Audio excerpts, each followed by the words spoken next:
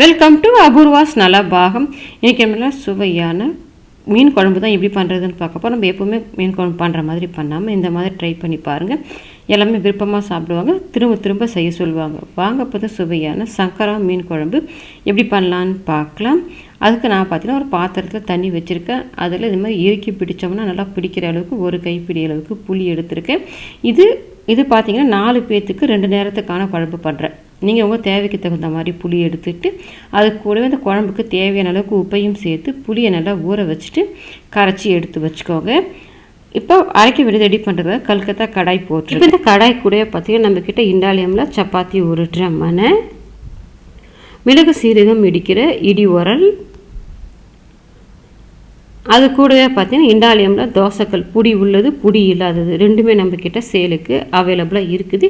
இது எல்லாமே உங்களுக்கு வேணும்னு நினச்சிங்கன்னா ஸ்க்ரீனில் நான் கொடுக்குற நம்பருக்கு வாட்ஸ்அப் பண்ணுங்கள், டீட்டெயில்ஸ் சென்ட் பண்ணுறேன். வேணுன்றவங்க ஆர்டர் பண்ணிவிட்டு வாங்கிக்கலாம்.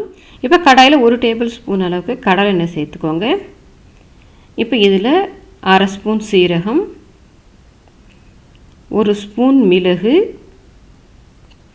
அது கூடவே 1/2 ஸ்பூன் சோம்பு சேர்த்துக்கோங்க. சோம்பு குறைவாகவே சேர்த்துக்கோங்க. அதிகமாக சேர்த்துட்டிங்கன்னா நமக்கு மசாலா குழம்பு வாசனை வந்துடும். இப்போ இந்த சோம்பு மிளகு எல்லாமே நல்லா பொரிஞ்சு வரட்டும். இப்போ பொரிஞ்சு வந்த பிறகு 2 பெரிய சைஸ் பூண்டு ஃபுல்லாக தோல் எடுத்துகிட்டு வச்சுருக்கேன். ஒரு 100 கிராம் அளவுக்கு சின்ன வெங்காயம் இருக்கும், அதையுமே தோல் எடுத்துகிட்டு வச்சுருக்கேன். இப்போ இந்த சின்ன வெங்காயம் பூண்டு ரெண்டையுமே ஒன்றாவே சேர்த்துட்டு கொஞ்சம் நிறம் மாதிரி வதங்கி வரும், அது வரைக்கும் வதக்கி விட்டுக்கோங்க. இப்போ பார்த்தீங்கன்னா பூண்டு கொஞ்சம் நல்லா நிறம் மாதிரி வதங்கி வந்துருச்சு.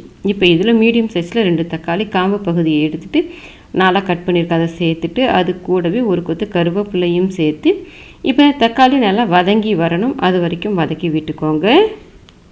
இப்போ பார்த்தீங்கன்னா தக்காளி நல்லாவே குழஞ்சி வதங்கி வந்துருச்சு. இப்போ இது கூடவே 2 டேபிள் ஸ்பூன் அளவுக்கு தேங்காய் துருவிட்டு வச்சுருக்கேன், அதை சேர்த்துக்கலாம். தேங்காய் அதிகம் சேர்க்காதீங்க, 2 டேபிள் ஸ்பூன் மட்டும் சேர்த்துக்கோங்க. அதிகமாக சேர்த்துட்டிங்கன்னா மசாலா குழம்பு மாதிரி ஆகிடும். இப்போ தேங்காவை சேர்த்துட்டு ஒரு 2 நிமிஷத்துக்கு மட்டும் அப்படியே பிரட்டி விடுங்க, ரொம்ப நேரம் வதக்கணும்னு அவசியம் இல்லை. இப்போ எல்லாமே சேர்ந்து நல்லா வதங்கிடுச்சு.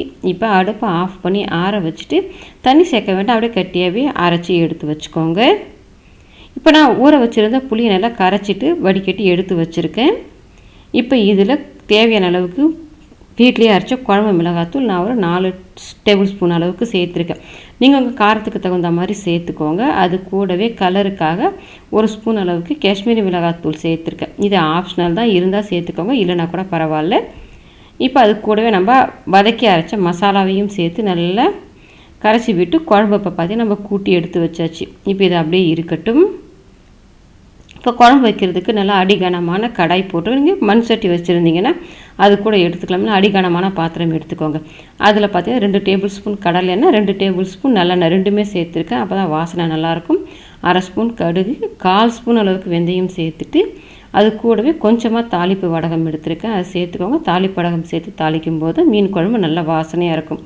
இப்போ பார்த்தீங்கன்னா கடுகு, வெந்தயம், தாளிப்பு வடகம் எல்லாமே பார்த்தா நல்லாவே பொரிஞ்சு வந்துருச்சு. இப்போ இது எல்லாமே நல்லா பொரிஞ்சு வந்த பிறகு ஒரு 10 சின்ன வெங்காயம் நல்லா பொடியை கட் பண்ணிவிட்டு வச்சுருக்கேன், அதை சேர்த்துக்கோங்க. நீங்கள் தட்டி சேர்க்குறதுனாலும் சேர்த்துக்கலாம்.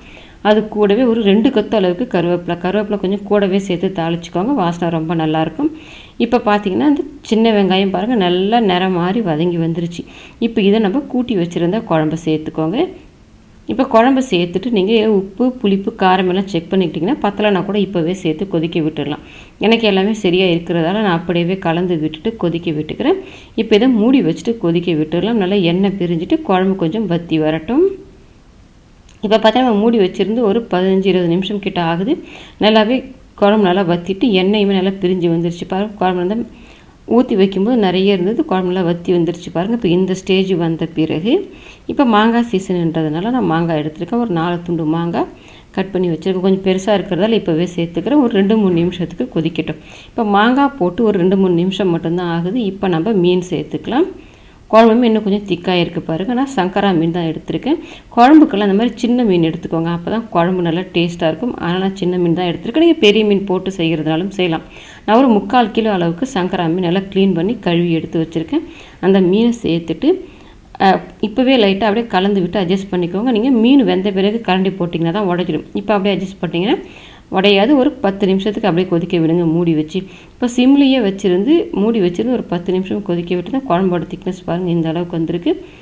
மீன் பாருங்கள் உடையில நல்லா அருமையாக மீன் வெந்துட்டு எண்ணெயெல்லாம் பிரிஞ்சு குழம்புமே இந்த அளவுக்கு திக்னஸ் ஆகி ரெடி ஆகிடுச்சு. இப்போ நம்ம அடுப்பை ஆஃப் பண்ணிவிட்டு அப்படியே மூடி வச்சுருங்க. ஒரு மணி நேரம் கழிச்சு சாப்பிட்டிங்கன்னா நல்லா டேஸ்ட்டாக இருக்கும். நமக்கு நல்ல சுவையான மீன் குழம்பு ரெடி ஆகிடுச்சு. நீங்களும் உங்கள் வீட்டில் ட்ரை பண்ணி பாருங்கள். ட்ரை பண்ணி பார்த்துட்டு எப்படி வந்ததுன்றதை கமெண்ட் செக்ஷனில் சொல்லுங்கள்.